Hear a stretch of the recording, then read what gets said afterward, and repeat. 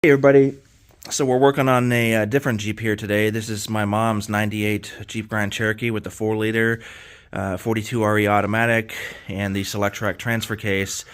She's had this thing since the year 2000. She bought it when it only had 20,000 miles on it. It has 470,000 miles, and it's still going. Just want to show you guys real quick. 470,000 miles. Original automatic transmission too. It has not been rebuilt. It is acting up now. It doesn't want to shift into third gear sometimes in the morning when it's cold, but once it shifts, it's fine. I need to replace the solenoids in there. I did it about 100,000 miles ago, and they're acting up again. So these cheap kits that you buy, they just don't last like the original stuff did. But anyway, she broke down last night right before she got on the interstate, thankfully, from work, and pulled over at a gas station. Car was overheating and got towed home. And here I am working on it now. So it definitely lost all of its coolant. I've replaced these two hoses for the heater right here recently because I did the heater core on it not too long ago. This upper hose is okay. It's not really squishy anywhere, I don't feel, but it's been a while since that's been replaced. The lower hose is a little mushy. It could stand to be replaced, but there's no obvious holes in any of the hoses, so I filled it up with a gallon of distilled water just to see where the leak is coming from, and it's like it's pissing fluid. This is a slow drip right now, but it was dripping really quick earlier. And it looks like it's coming directly underneath the water pump. So the water pump must have a big leak in it through the weep hole, or maybe the gasket blew. I don't know. But we have to change the water pump out now. So the last time I did the water pump on this, I think was about 270,000 miles ago when I did the timing chain on this. So yeah, I've probably have to do the timing chain on this thing again because this timing chain has almost 300,000 miles on it. So, but anyway, I really hate working on the 4 liters as far as taking things off because the clutch fans are really a pain in the ass to get to with these little shrouds right here. You kind of have to contort your hands through the side to even get the bolts and going underneath it. I just hate clutch fans, period. So the next phase, after you get this shroud and fan out, and by the way, to get that thing out, you have to take the shroud and the fan out at the same time together. So you have to get the shroud and kind of bend it past these, maybe loosen up this radiator support right here to pull it back just a little bit and get it over these little bolts right here. And then you have to contend with not damaging the radiator because the clutch fan pretty much is right up against it almost. And then it pulls right out, and then you need a 15mm socket to loosen this idler pulley right here, and I believe you need another maybe 13mm right there, or 14, to loosen the idler pulley, and then you can take the belt off. Take the belt off, you have to take the power steering pump off. So you got 3 bolts, 1, 2, 3, and then you got a couple down there on these brackets because you have to get this bracket out of the way of the water pump. And then you have access to the actual water pump, but you also have to take off the heater hose right here, which is all crudted up with oil and stuff. But that goes into the top of the water pump. And then it should just pull right off. Mention that this idler pulley bracket right here, the 2 bolts to take it off are 15mm, and then there's a third one on the side of the block right there that holds this bracket to the block. So don't forget to take that one off as well. Anyway, and then put the bolts together so you don't lose them all. Even though you have hopefully magnetic trays like I do, it's better to keep the bolts with all the parts because your mind will just wander like mine does, and you lose the bolts sometimes. So you might want to take off is this idler pulley right here and just set that aside. Right, so there's only 4 bolts holding the 4 liters water pump on here. I just wanted to show you how bad this bearing is. You hear that? It's so dry. I'm surprised I never heard it when the Jeep was running.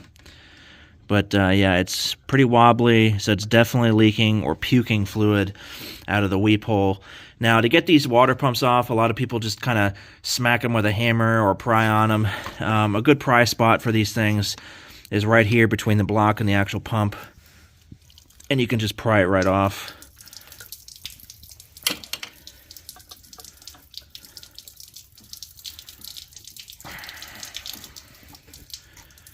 It should just pull right out. There we go. Looks pretty good though, but it does look like the blades have been rubbing on the block right here.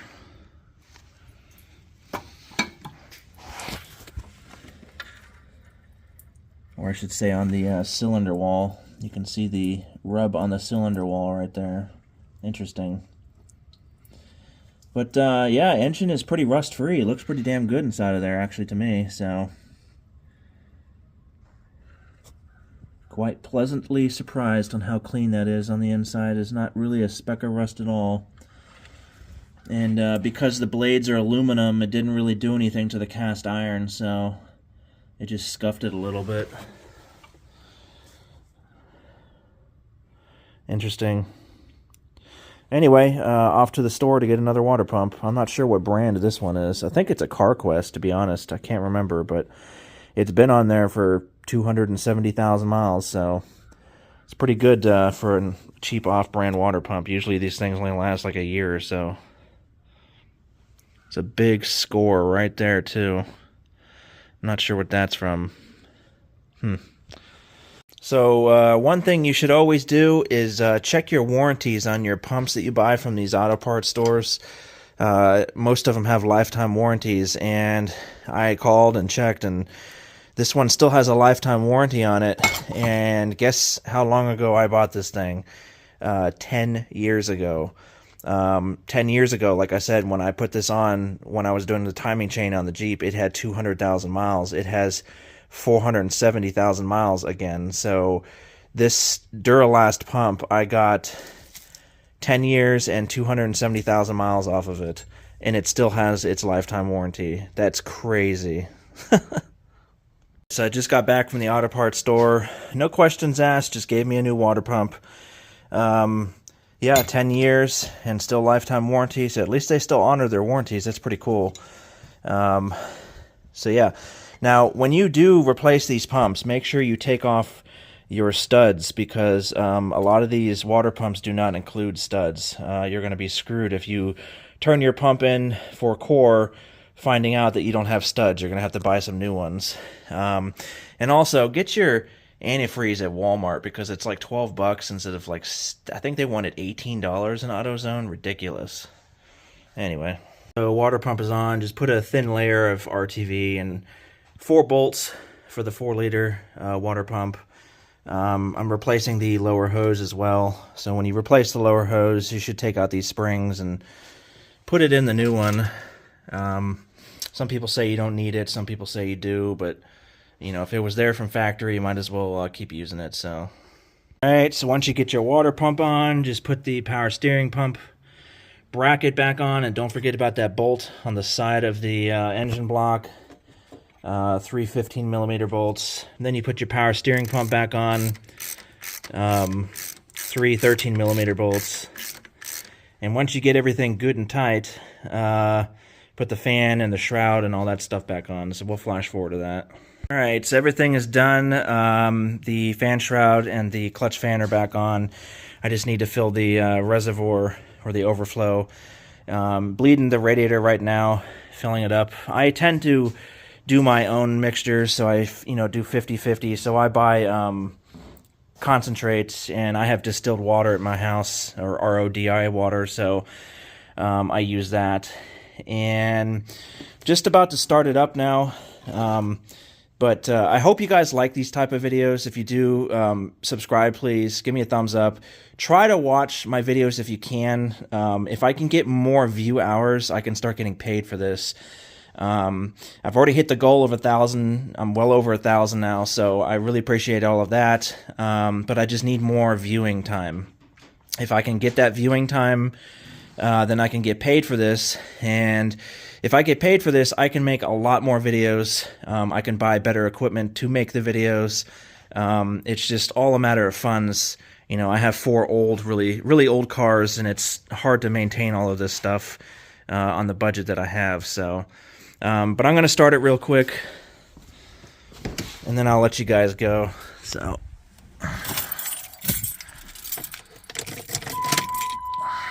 the fuel pump check valve doesn't work, so I have to cycle it so it doesn't just constantly crank.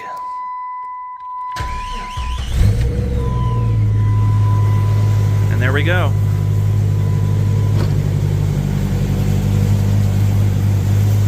Sounds great for almost 500,000 miles, doesn't it?